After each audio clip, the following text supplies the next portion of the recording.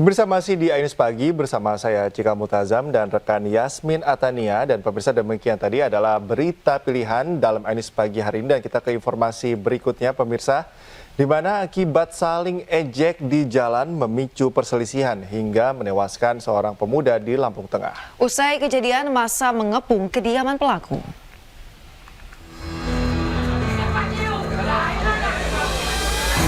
Sejumlah massa di Kampung Terbagi Agung, Lampung, mengepung pelaku penusukan hingga mengakibatkan korban meninggal dunia. Beruntung pelaku segera dievakuasi oleh petugas Satreskrim Polres Lampung Tengah.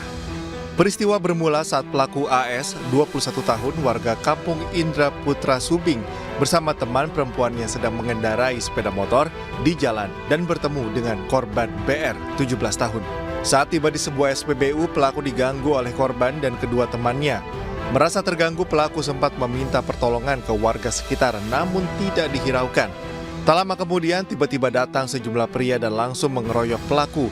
Merasa terdesak akibat dikeroyok, pelaku AS mengeluarkan senjata tajam yang ia bawa di balik celananya dan mengarahkan senjata tajam tersebut secara acak ke arah para pemuda yang mengeroyok dirinya. Saat perut korban BR tertusuk, teman-temannya langsung melarikan diri serta meneriaki pelaku begal hingga akhirnya mereka berkumpul dan mengejar pelaku.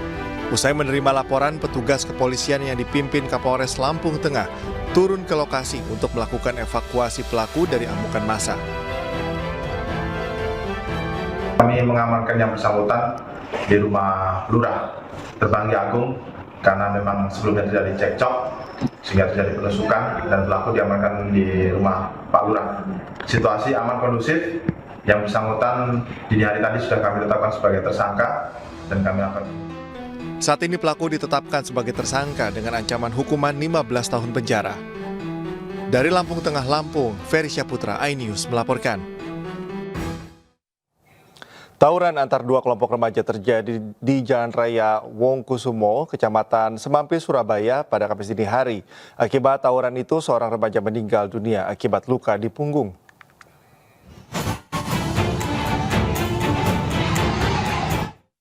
Aksi tawuran antar kelompok remaja pecah di kawasan Jalan Raya Wonokusumo, Kecamatan Semampir, Surabaya, Kamis dini hari. Naas akibat tawuran, seorang remaja bernama Zain Goni, 17 tahun, tewas mengenaskan dengan luka aniaya di beberapa bagian tubuhnya. Korban sempat dilarikan ke rumah sakit, namun nyawanya tak tertolong. Korban pun syok saat mengetahui anaknya sudah meninggal dunia. Keluar ya Mak, iya. Setelah keluar, saya yang tidak punya pikiran apa-apa dan saya tidak ada mimpi apapun, tidak. Keosnya itu. Ada masjid besar. Jam berapa itu? Luka lah, ini mama nggak mau lihat, Lama bunda ini datang, orang-orang semua datang. Sementara keluarga korban berharap pelaku pembacokan segera ditangkap dan mendapat hukuman setimpal atas perbuatannya. Dari Surabaya, Jawa Timur, Nur Syafi'i, iNews melaporkan.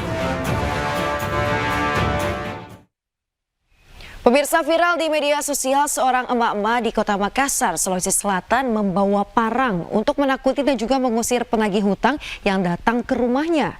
Petugas polisi telah memberikan teguran berupa surat perjanjian kepada sang ibu untuk tidak mengulangi perbuatannya.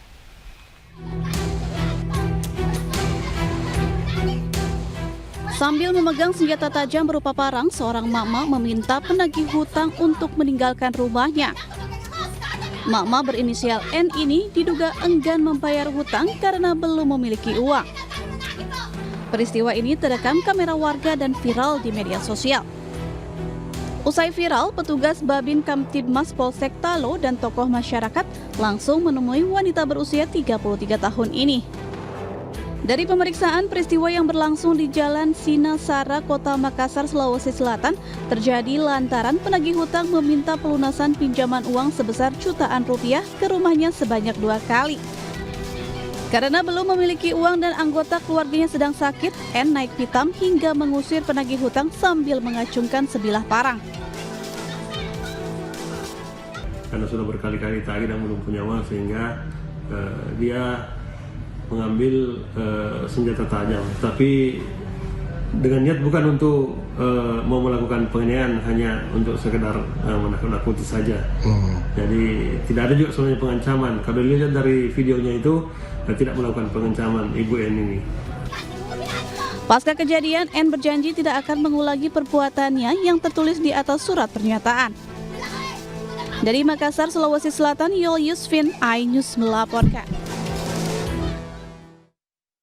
Seorang anggota TNI Gadungan berhasil ditangkap saat melangsungkan aksi penipuan. Dalam aksinya, pelaku kerap melakukan pemalsuan dokumen dan mengaku anggota TNI berpangkat Mayor Jenderal.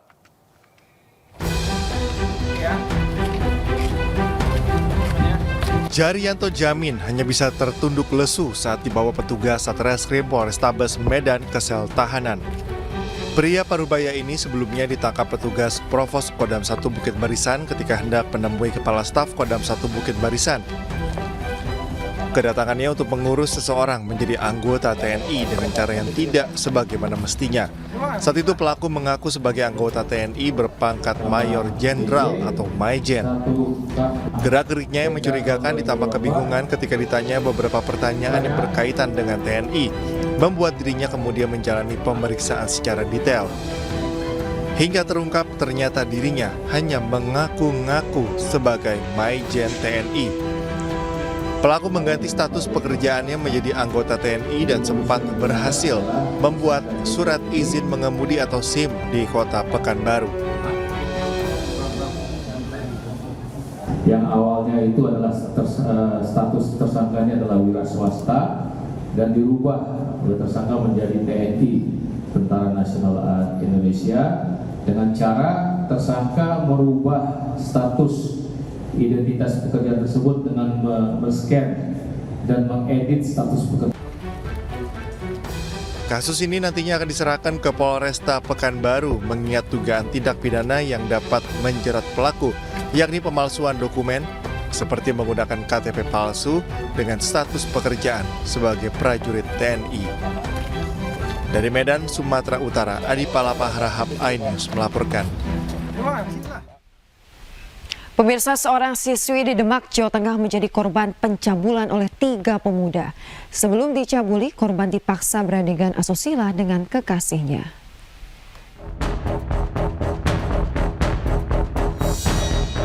Tiga pemuda pelaku pemerkosa siswi asal Demak, Jawa Tengah berhasil diringkus polisi di rumahnya di wilayah Kecamatan Meranggen, Demak, Jawa Tengah.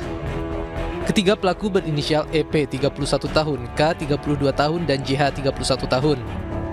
Peristiwa berawal saat korban berinisial AD 13 tahun dijemput pulang oleh kekasihnya berinisial N dengan sepeda motor. Di tengah jalan, motor yang ditumpangi korban kehabisan bahan bakar sehingga korban dan kekasihnya mendorong motor tersebut. Ketiga pelaku kemudian mengadang korban dan kekasihnya saat tengah menyusuri area persawahan. Para pelaku memaksa dan menyuruh korban dan kekasihnya untuk berhubungan badan dan direkam pelaku. Setelah itu ketiga pelaku mencabuli korban di gubuk dekat sawah. Si pelaku, saudara EP dan JH, memaksa kepada korban dan pacarnya untuk melakukan hubungan suami istri. Jika tidak mau melakukan, akan diarak telanjang bulat ke balai desa dan desa Jamus. Sehingga dengan terpaksa pacar korban melakukan hubungan dan divideo oleh para tersangka. Selanjutnya setelah selesai, pacar korban melakukan hal tersebut, disuruh pergi oleh ketiga pelaku ini. Setelah pergi, ketiga pelaku ini memaksa korban untuk melayani nafsu ketiga orang tersebut. Ketiga pelaku dijerat pasal berlapis karena mencabuli anak di bawah umur. Mereka terancam pidana penjara paling lama 15 tahun dan denda paling banyak 5 miliar rupiah.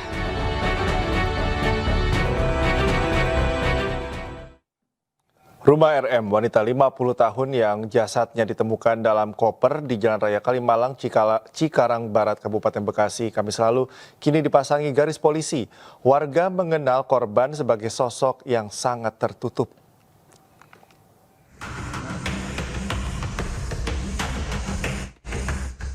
Inilah rumah mewah di kawasan Rancasari, Kota Bandung, Jawa Barat, milik RM yang mayatnya ditemukan dalam koper di Cikarang, Kabupaten Bekasi pada Kamis lalu.